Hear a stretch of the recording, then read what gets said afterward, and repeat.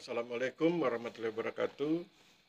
Sahabat-sahabatku sekalian, hari ini kita masuk ke pertemuan yang kedua, membaca buku Lex Posteriori Derogat Lex Priori yang saya tulis tahun 2015. Kita mulai membaca di halaman 1. Kita mulai. Lex Posteriori Derogat Lex Priori adalah salah satu asas hukum buatan manusia atau man-made yang bermakna bahwa peraturan perundang-undangan yang kemudian atau baru mengesampingkan berlakunya peraturan perundang-undangan yang terdahulu atau lama. Apabila kedua peraturan perundang-undangan tersebut memuat ketentuan yang saling bertentangan. Asas hukum ini memperlihatkan logika atau rasionalitas manusia yang berlaku universal, bahwa bila hukum yang baru telah datang, maka hukum yang lama ditinggalkan. Tetapi logika atau rasionalitas ini seringkali dikhianati oleh sebagian manusia ketika ternyata hukum yang baru itu adalah Islam. Nilai-nilai Islam dan hukum yang lama adalah jahiliyah atau nilai-nilai jahiliyah. Hal ini dikarenakan kesombongan sebagian manusia tersebut dan tingginya semangat ingkar mereka atas firman Allah Subhanahu wa taala. Seharusnya bila hukum yang baru Islam telah datang, maka hukum yang lama jahiliyah ditinggalkan. Sesungguhnya kehadiran Islam sebagai agama edisi revisi menguatkan kembali penghambaan manusia kepada Allah Subhanahu wa taala. Sebagai hamba Allah Subhanahu wa taala, maka manusia adalah makhluk merdeka karena mereka tidak mempertuhankan manusia dan tidak mempertuhankan ciptaan Allah Subhanahu wa taala. Selanjutnya, sebagai hamba Allah Subhanahu wa taala, maka manusia berkewajiban beribadah kepadanya dan memberi manfaat optimal bagi lingkungannya atau berupaya menjadi rahmatan lil alamin. Sebagai asas yang diakui manusia secara universal, maka asas ini, lex posteriori derogat lex priori, penting bagi manusia atau masyarakat karena memberi panduan rasional bagi diberlakukannya ketentuan hukum yang baru yang lebih baik dari hukum sebelumnya. Tepatnya, bila hukum yang baru atau Islam telah datang, maka hukum yang lama jahiliyah ditinggalkan. Anehnya, tidak seluruh manusia mampu menjalankan asas ini dalam kehidupan, terutama ketika bersentuhan dengan hukum buatan Tuhan atau God-made. Hal ini nampak ketika Islam hadir sebagai agama baru dalam peradaban manusia. Kehadiran Islam justru ditolak karena sebagian manusia ingin mempertahankan tradisi jahiliyah yang dianutnya. Nilai-nilai Islam yang hanya mempertuhankan Tuhan yang Maha Esa, Allah Subhanahu wa taala, ditolak oleh sebagian manusia karena mereka ingin tetap mempertahankan tradisi mempertuhankan Tuhan yang bukan Tuhan. Mereka ingin tetap mempertuhankan Tuhan yang tidak Maha Esa dan tidak Maha Kuasa.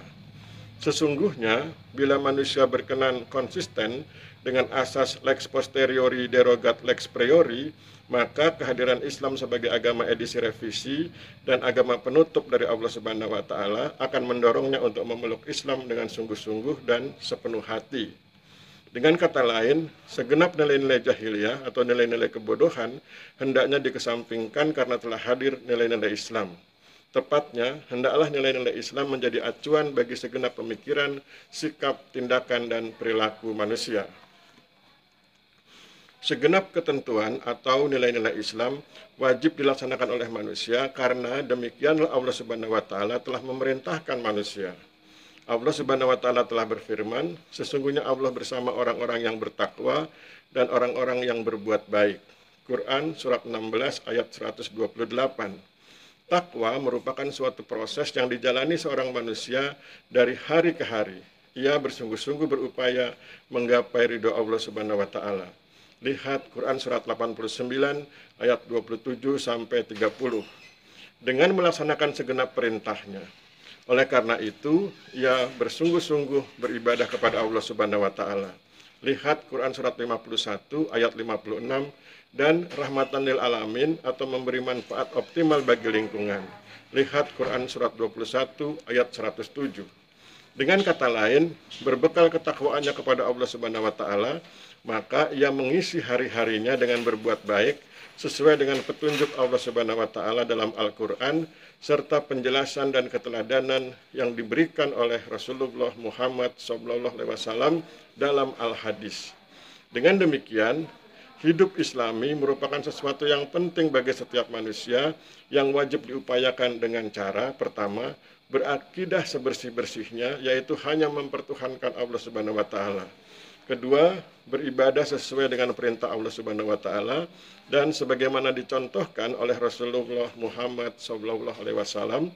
Ketiga, berinteraksi sosial atau bermuamalah dengan banyak pihak secara baik dengan tetap berpegang pada nilai-nilai Islam yang ditetapkan Allah Subhanahu wa taala dan telah dicontohkan oleh Rasulullah Muhammad SAW. Keempat, memperhatikan adab, etika atau sopan santun sebagaimana yang ditetapkan oleh Allah Subhanahu wa taala dan telah dicontohkan oleh Rasulullah Muhammad SAW. Terutama dalam berpikir, bersikap, bertindak, dan berperilaku.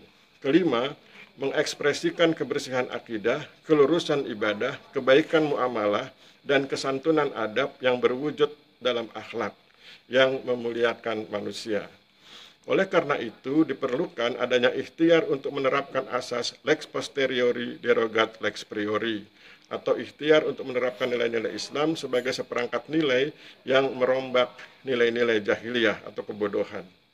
Ikhtiar ini akan terwujud bila pertama, umat Islam didorong untuk memiliki multiple intelligent quotient atau kecerdasan jamak, yaitu seperangkat kecerdasan yang ada pada diri manusia yang minimal terdiri dari kecerdasan akademik, kecerdasan sosial, dan kecerdasan transendental. Kedua, umat Islam memiliki a chosen leader atau pemimpin yang terpilih yang bukan dipilih oleh rakyat atau yang dipimpin dan bukan pula dipilih oleh pemimpin lainnya yang lebih tinggi. Pemimpin ini dipilih oleh Allah Subhanahu wa taala tidak melalui prosesi singkat melainkan melalui sejarah panjang kehidupan orang tersebut. Ia dipilih berdasarkan kontribusi akumulatifnya terhadap ketakwaan umat kepada Allah Subhanahu wa taala dan kontribusinya dalam menumbuh kembangkan semangat rahmatan lil alamin atau bermanfaat optimal bagi lingkungannya. Boleh jadi pemimpin ini tidak dikenali secara mudah oleh masyarakat, tetapi ia terus berkontribusi bagi peningkatan kemampuan umat Islam dalam menerapkan nilai-nilai Islam. Ketiga, setiap bagian dari umat Islam memiliki semangat berkontribusi, as much as we can do, atau sebanyak yang mampu kita lakukan. Setiap bagian dari umat Islam hendaknya bersedia memanfaatkan akalnya agar ia mampu berhikmah sehingga mendapat anugerah kebaikan yang banyak dari Allah Subhanahu wa taala di dunia dan di akhirat. Berbasis pemanfaatan akal, maka ia hanya mempertuhankan Allah Subhanahu wa taala. Hal ini penting karena ketika seorang manusia hanya mempertuhankan Allah Subhanahu wa taala, maka ia akan berikhtiar dengan sungguh-sungguh dan berdoa dengan khusyuk agar ia dapat mencapai visi, misi, dan tujuan hidupnya sebagaimana yang telah ditetapkan oleh Allah Subhanahu wa taala. Keempat, kesiapan segenap elemen umat Islam untuk melakukan diskusi yang mencerahkan dalam format lead discussion, diskusi terpimpin.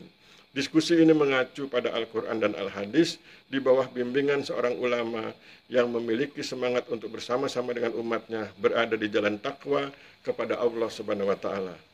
Diskusi ini pada akhirnya akan membentuk kesiapan segenap elemen umat Islam untuk berkontribusi optimal bagi upaya perbaikan umat yang disesuaikan dengan kemampuan masing-masing. Sahabat-sahabat sekalian, kita lewati halaman 5 sampai dengan halaman 10 karena itu lebih bersifat metodologi, yaitu bagaimana buku ini hendaknya digunakan. Kita lewati saja, kemudian kita masuk ke halaman 11 agar kita tetap bisa berada pada substansi buku Lex Posteriori Derogat Lex Priori. Kita lanjutkan ke halaman 11. Istilah multiple intelligence, ya, jadi kita sekarang masuk ke bab kedua ya tentang multiple intelligent quotient.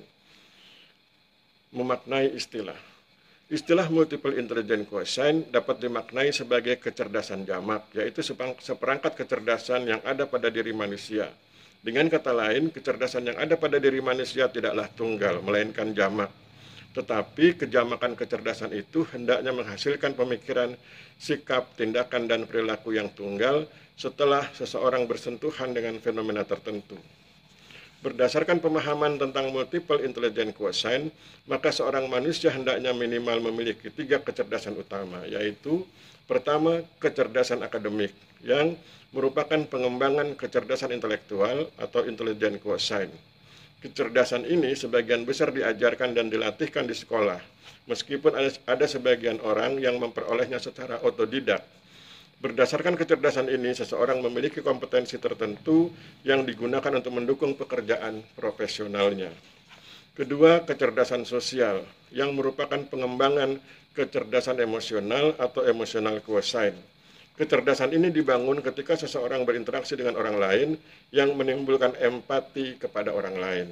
Berdasarkan kecerdasan ini, seseorang memiliki kemampuan berinteraksi sosial yang didukung oleh kemampuannya dalam berkomunikasi, sehingga dapat digunakan untuk mendukung aktivitas pekerjaan profesionalnya.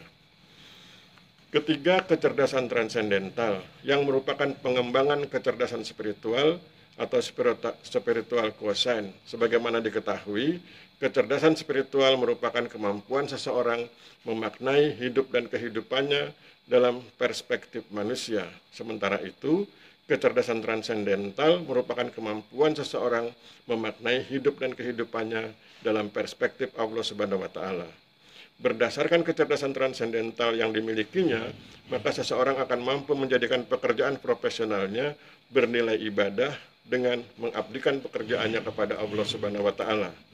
Allah Subhanahu wa Ta'ala berfirman, "Katakanlah, Dialah Allah yang Maha Esa, Allah tempat meminta, Dia tidak beranak dan tidak pula diperanakkan, dan tidak ada seorang pun yang setara dengannya." Quran surat 112 ayat 1 sampai 4.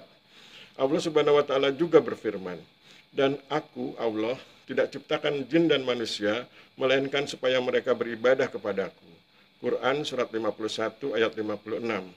Dalam konteks interaksi sosial, Allah Subhanahu wa Ta'ala juga berfirman, "Dan kami Allah tidak mengutus engkau Muhammad, melainkan sebagai rahmat bagi alam semesta." Quran surat 21 ayat 107. Berdasarkan Quran surat 21 ayat 107, maka sebagai pengikut Rasulullah Muhammad SAW, umat Islam berkewajiban menjalankan amanah yang Allah Subhanahu wa Ta'ala berikan kepada Rasulullah Muhammad SAW. Dan sebagaimana yang Rasulullah Muhammad SAW contohkan, yaitu berbuat kebajikan seoptimal mungkin sesuai dengan kemampuan masing-masing.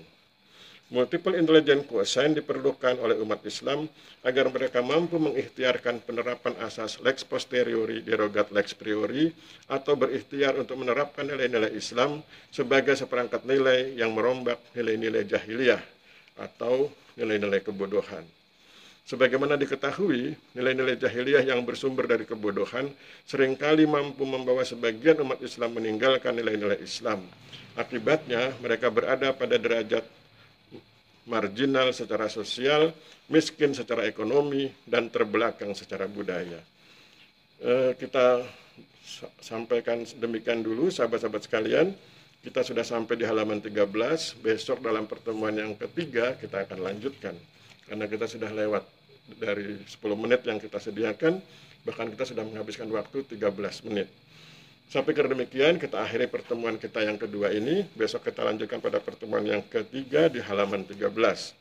Mohon maaf bila terjadi kesalahan. Wabillahi taufiq wal hidayah. Wassalamualaikum warahmatullahi wabarakatuh.